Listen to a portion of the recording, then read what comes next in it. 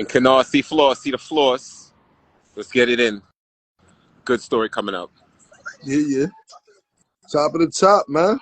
Top of the top. You already know. Yo, introducing Choco Cho, you know what I mean? It's my little sidekick over here. Choco. If y'all know Bay Street Bullies, y'all know Choco, you know what I mean? Right. You know, rest in peace, Big E. He used to hold Big E used to hold him all the time for me, you know what I mean? Yeah. But anyway, what's going on, man? How's it going out there since in Queens? You Since the chilling? last In Brooklyn story, or Queens? you know what I mean? You just left us wait. lost. You on some weird? I gotta ask you. You would be on some Where's Waldo? Because you could be in Columbia one day, Brooklyn the next, and the next day you in Trinity. You know what I mean? So I gotta keep up with you, man. Yeah. You turning into the Birdman for real. Right. Right. But like that. You know, since we left off, somebody requested they wanted to hear that meth again. So I was like, you know what? Let me bring you up one more time. I mean, what? Like how I met meth? How I met meth? I met meth. Like I said, I'm the 140 building. You know what I mean? The 140 Park Hill. Right. Everybody know me. 2V. Everybody know me. You know what I'm saying?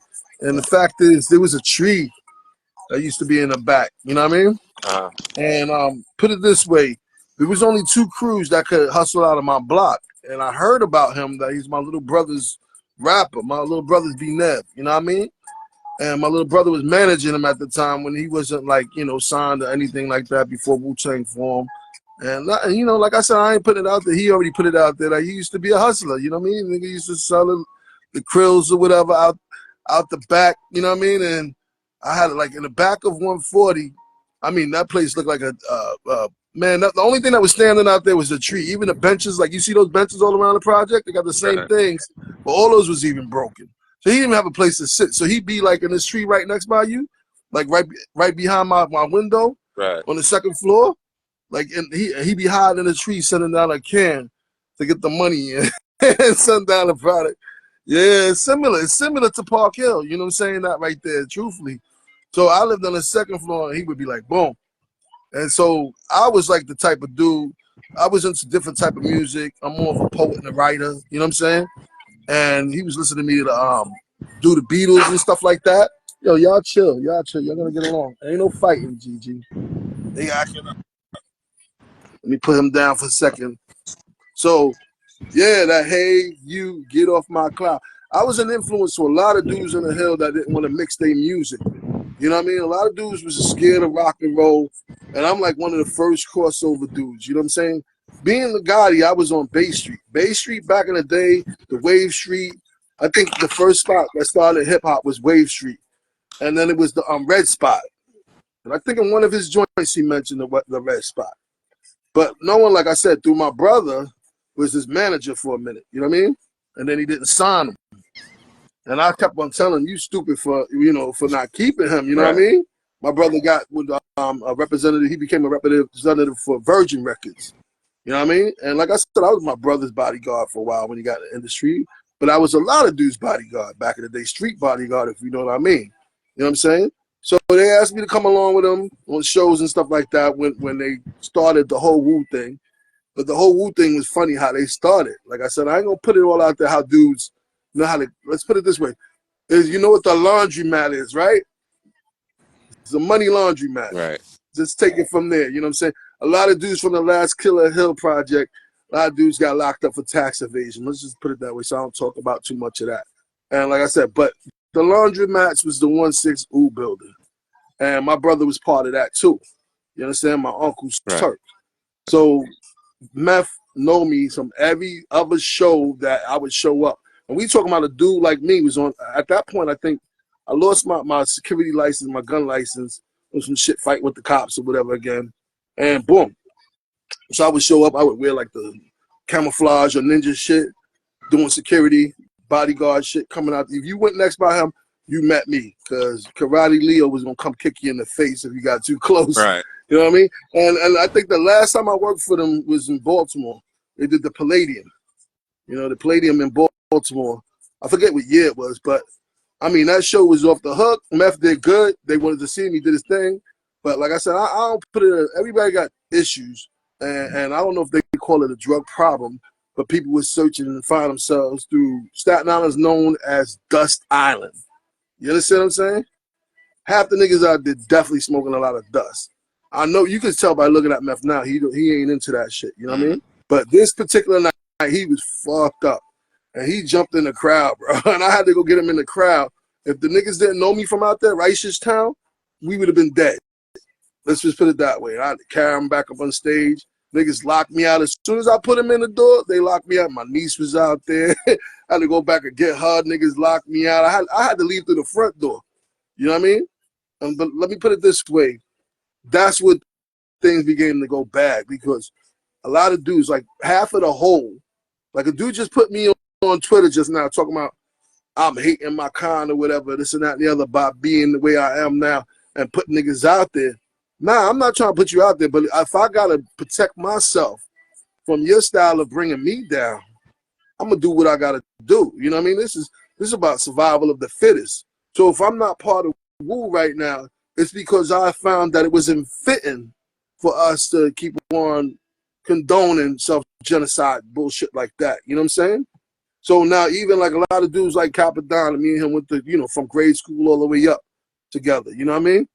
It's like he even put it like what's going on right now in the industry is just too degrading for him to be a part of it. But then, like I said, we got he out there, you know, putting out there, I love you like I love my dick size, and you know, no cabin niggas talking shit like that. We call them bitches again, and women our earths. You understand? The science of 5% ain't supposed to be calling no bitches, no women, no black women, no bitches. You're supposed to call them the earths. You know what I'm saying? And it's like dudes running around talking about they know they're 120. You know what I'm saying? They doing all this. They do. Nah, a lot of dudes are just capping. Dudes talk about me. They put me in it because I'm only modified for the 1 through 10. You understand? I know my ABCs, all of that. After that, I was like, nah, I'm staying Christian. Those dudes like, ah, man, you non-cypher if you Christian. You know what I'm saying? I'm like, non-cypher. Build and destroy. Let's go. I was a little Leo nigga. They couldn't catch up with me. You know what I mean? And then at the same time, I always had a pack of dogs around me or something too. Or my white dog Maya, which, you know, listen, Deck is going to be mad when niggas, you know, I tell him I used to chase them up on the top of the car and make that nigga stay there for like a fucking 5 hours and shit with my dogs. You know what I mean? I was just, like I said, I'm different now because, you know, I'm not laughing. I'm I'm like trying to like put back the pain of how I used to be. You know what I mean? So, but I was always a protector. You have some people that were born sheep. You got some people that was born wolves, and you got some people that was born like the sheep herder. You know what I mean? The sheep keeper. I was always the sheep keeper. I was always good at security. And that's why a lot of dudes sought for me. They still looking for me to do it here and there. But nah, I ain't capping. I'm retired, semi-retired from doing certain things because, like I said, my time is now to do what I got to do for now. I just got off with a casting agency and all that. They with me. They all the way with me. And they all the way with you, too. You know what I mean? Like I said, there's nothing that they could have did for me that I can't do for myself. And then a lot of opportunities were missed because of incarceration. And right now, that's what I'm arguing about on Twitter. The dudes is like, yo, you just got too much jail hate. And you, dude, you don't even know what you're talking about. It ain't about jail hate. And put it this way, everybody that ever came through the island, if I was ever locked up, they knew they had to go through me in order to get anything they wanted. I don't give a fuck who you was. You know what I'm saying? So if I was on the island at the time and you was like a Staten Island nigga, it's even my big brother, OG Bobby Johnson, you understand? Rob Johnson, they call him AKA Chico, you know what I'm saying? Or me. Because if not, like in Brooklyn House, I knocked out like, I'm not gonna cap dudes. I don't even know how many dudes I used to put out the hard way. You know what I mean? And I survived it all. And it's like, here I am coming back to these dudes. I got to come back and put my piece and word out there because a lot of dudes is putting out all these new things about what it was and what it is. And they're not giving the whole story. I don't allow dudes to give people the whole story because I'm not a snitch. You know what I'm saying? I got the real Rico from the Rico Act telling me that, like, don't do that, don't do this. I got Gotti's telling me, yo, don't do that, do that. I had Big Ange tell me, Herb, don't do that, don't do this. I'm going by the rules of the old school. You understand? These dudes today, they so quick clout chasing and dick hugging and whatever they doing to try to make a dollar. Man, listen, you can always make a dollar. That's easy. Making a living is just hard work, just like anything you do. But if it comes to you and it's just so easy, nah, it's not for you. Somebody's setting you up. Somebody gonna pimp you. You understand? A lot of them dudes out there is just getting pimped, period, in their contract. you know? And it's like now I learned from my little brother and everybody else how to manage, how to produce. I'm learning the new styles now. You know what I'm saying? Thank you. You know what I mean? Yo, Vlad, thank you. You know what I mean? Thank you, Vlad, you fucking bitch. See, I gotta chill. See, I got that two sides to me. I'm the nicest person in the world until nigga come at me the wrong way. You know what I mean? Because 1 second you want to mess with me, and the next second you scared to the death. Right. For what? I don't got to hit on you. You know what I'm saying? there ain't nothing that I'm running around trying to do that the statute of limitations ain't gonna be finished on. You know what I'm saying? So when I talk about what I used to do, I'm pretty sure the statute of limitations is over on that or that. So I could cap on myself. Ain't nothing. Let me put it this way: I could put out 5 niggas from Wu-Tang that I got paperwork on that was fucking snitched straight up. You know what I'm saying? Straight up, and that come from noodles. All right. So let somebody say something. Because I was in when I got that kite, and when the Daily News came out, I was like, hell no. But some dudes, I believe it because they ain't built like that. You know what I'm saying? And that's why dudes don't want to come back and tell you too old to do this and do that. You know what I mean? If you ain't in agreement, ain't aligned with the club, a lot of them realizing that too. If you, like I said, look at Diddy now. These house of cards always fall. You know what I mean? If it ain't real, if it ain't raw, like it was from the beginning, dudes just listen to the rules in the beginning. But when they get a little bit of money, they forget where they come from and who they are and how quick somebody ready to, you know what I'm saying? Because where we come from, we don't give a fuck who you are. We came onto an island where there was nothing but retired gangsters, and gangsters don't really retire. You understand? There was only but so much room. So I'm coming back like, yeah, there's room for me. I made my bones to make my place at the table. You understand? If it wasn't for me, there would be hardly no them. Even if I, at one point, one of the producers, and rest in peace, Pookie, you know what I mean? Because like I said, he was my best friend enemy. Me and him was shooting at each other every day. You understand? All of them, you know what I mean? But when I seen them behind the wall, we come to consensus, we all from the hill. And we eat together, you know what I mean? And we sleep around, you know what I'm saying? Everything was the rules. You don't go against your own. Now, these dudes set you up, kidnap your kid, you know what I mean? Anything to get $1. Desperation. Because when you don't have that ability and of growth, and you ain't really a god, you know what I'm saying? How you gonna do god like things and you capping on your own status? Like, dudes are really not trying to be who they say they are. Like me, like I said, I told dudes straight up, anything I say I could do it. You know, like I said, when I began the chef thing, you know what I mean? I told you, I can chef, I can handle that shit. It was like, nah, I used to stand in the background for a reason, so I could watch what needed to be done first. You know what I'm saying? That's why I was like the first ninja of Park Hill. You know what I mean? I used to be in the fields all the time in the back of 160 while they was building in the back. The guards was building, giving lessons. I would be up on the wall, on the fence, looking at from the field. And if I disagreed, they'd be like, go, all right, you got to destroy, go catch that nigga. They play a game called Stretch and catch you and stretch your ass from each limb.